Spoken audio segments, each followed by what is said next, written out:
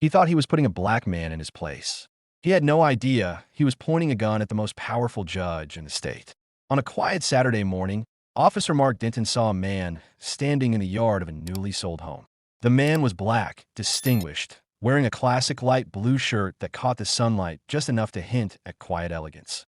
Denton's instincts told him something was wrong. This neighborhood, Cherrywood Grove, wasn't meant for people like that. So he stopped his patrol car. He approached with authority. He demanded identification. He mocked the man's clothing. He accused him of trespassing. And when the man calmly refused to comply, Denton did what he'd done a dozen times before. He drew his weapon. He pressed the barrel against the man's temple. He made an arrest. But Officer Denton never asked the one question that would have saved his career. Who are you? The Saturday morning sun was generous. It spilled liquid gold over the manicured lawns of Wisteria Lane, the kind of street where silence was a statement, where robotic lawnmowers hummed and children laughed in professionally landscaped backyards. This was a place of order, of routine, of unspoken rules. For 15 years, Officer Mark Denton had patrolled these streets. He didn't just enforce the law here. He protected a way of life, a quiet, orderly, and above all, white way of life. So when he saw the man standing in the yard of the old Preston estate, the sight struck him like a discordant note in a perfect symphony. The man was black, tall, distinguished, flecks of silver at his temples that spoke of wisdom, not age. He wore a classic light blue shirt that fit him perfectly, its crisp fabric suggesting quiet confidence and refined taste. The kind of thing Denton associated with foreign dignitaries or movie stars, not someone standing in a yard on his beat. The Preston house had sold just last week. Denton had been holding his breath, praying it wasn't one of them. Now his worst fears were confirmed. Elias Vance was admiring the Japanese maple he had just planted, the deep burgundy of its leaves a perfect contrast to the cool blue of his shirt. He appreciated details, whether in the fine points of constitutional law or the aesthetics of his garden.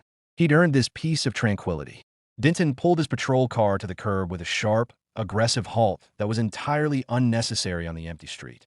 He left his car door open, a subtle power move. His hand rested on his holstered weapon. "Morning," Denton said, the word clipped, devoid of warmth. Elias turned, his expression shifting from serene contemplation to neutral observation. "Something I can help you with?" He offered a polite, measured smile. "No, thank you, officer. I'm just enjoying the morning." His voice was a deep, calm baritone, each word articulated with the precision of a man used to being listened to. Denton's eyes roamed over Elias's shirt. A sneer formed on his lips. "Nice shirt for yard work. You the new gardener?" The question hung in the air, thick with insinuation. It was designed to diminish, to put him in a box. Elias's smile didn't falter, but his eyes grew colder, sharper. "No, I'm a new owner." Denton let out a short, disbelieving laugh. "Right, and I'm the president." He took a step closer. "Let's see some ID. Proof you belong here." Elias's posture remained relaxed, but a lifetime of practiced patience settled over him. He knew this dance. From across the street, curtains twitched. Mr. Finch, in number 42, peered through his blinds. Next door, a young mother named Leah ushered her toddler away from the front window. They all saw the confrontation, but they did not see a neighbor in trouble. They saw a disruption to their peaceful Saturday morning, and they silently prayed it would just go away. Elias spoke calmly and with the authority of law, telling Denton he was on his own property and under state statute he did not have to show identification. Denton treated the refusal as insolence and stepped forward, face flushed and temper thin.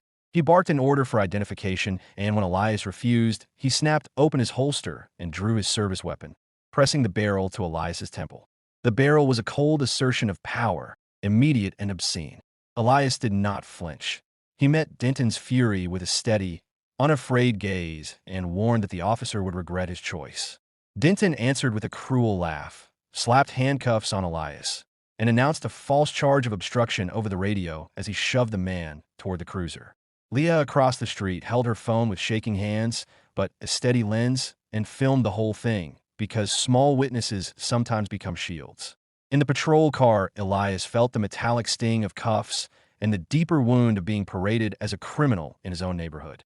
Denton drove deliberately slow so neighbors could see the spectacle, and the radio carried a lie, calling Elias a suspect in a series of burglaries. At the precinct, Denton strutted and boasted while Elias was thrown onto a hard bench in the booking area. A younger officer named Harrison patted Elias down, found a wallet, and opened a leather case embossed with the state seal. The room stilled when the golden badge and an identification card fell into view. Elias Vance, Justice of the State Supreme Court. Silence pressed like a hand. The radio lie hung between teeth like a rotten taste. Denton blustered that the badge must be fake, but his voice lacked the conviction of certainty. Chief Ben Carter arrived with the accustomed air of command and, seeing the badge, allowed a thin smile that was more strategy than pleasure. Elias asked for a phone call as the department's own procedures allowed. When Carter delayed, he simply named the Attorney General and invoked federal civil rights protections. Those words, Attorney General, color of law, federal investigation, acted like levers that changed the room's geometry and left the chief on unstable ground. Carter barked an order, and Harrison led Elias to a wall phone. With cuffed hands, Elias dialed a number he had memorized and reported the unlawful detention and assault. He spoke plainly and precisely, supplying names, places, and a lie Denton had broadcast so the call could travel beyond departmental habit into official urgency. Outside, Leah uploaded her footage. A neighbor forwarded it to a local reporter, and the clip spread faster than internal memos could move. The public's attention arrived like weather, and the agency that oversaw the police found itself under heat it could not quickly shade. The Attorney General's office notified the chief that federal investigators and civil rights attorneys were en route, and that the matter would be escalated beyond local control. Denton's boastful radio transmission became evidence. Harrison's stunned silence hardened into cooperation, and under persistent questioning, small evasions opened into frank admissions. By evening, Chief Carter was placed on administrative leave as internal affairs and external investigators gathered testimony and filtered through patrol logs. Denton was suspended and later charged when video, witness statements, and the badge in Elias's wallet dissolved the veneer he had tried to fabricate. Elias was released with apologies that could not undo the assault, but that acknowledged wrongdoing and triggered legal process. He met with the Attorney General and chose to testify publicly about his arrest and the patterns he believed enabled it, preferring systemic reform over private retribution. Leah's recording became an evidentiary cornerstone and a rallying point for community groups that pressed for hearings and swift policy change. Elias returned home battered but resolute, aware that transparency had a cost and a catalytic power. He thought about the muzzle against his temple and how a single, precise phone call had turned private brutality into public record and, possibly, into the beginning of change. Over months, the case unfolded in public. Internal reports were released, training protocols were rewritten, and the police department faced scrutiny it had long avoided. Denton's trial revealed not only the single assault, but a pattern of small abuses staged into a larger culture of impunity that the reforms aimed to address. Chief Carter's career unraveled as his defense of privilege and expedience was recorded in emails and witness accounts, and he eventually stepped down under pressure. Harrison and other officers who chose truth over camaraderie testified about moments when procedure was traded for comfort and public safety for reputation. The Attorney General's office pursued civil rights charges and negotiated settlements that included funding for body cameras, mandatory de-escalation training, and a civilian review board with real investigatory power. Elias gave testimony that was measured and thorough. He refused to become a footnote in his own story and insisted the remedies include independent oversight as well as accountability. Community leaders and activists organized listening sessions that allowed neighbors to share fear and anger and to shape the reforms they would live with. The process did not erase the memory of the muzzle or the bruise on Elias's lip, but it transformed personal injury into civic change and taught a city that some abuses collapse when light touches them. In quiet moments, Elias reflected on how fragile dignity is under the weight of assumed authority and how fragile authority can be when the public demands the truth.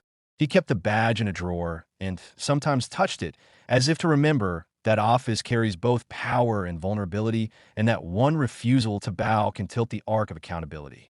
The city kept watch, and Elias kept working quietly, turning pain into testimony and testimony into slow, stubborn reform, indeed for generations to come.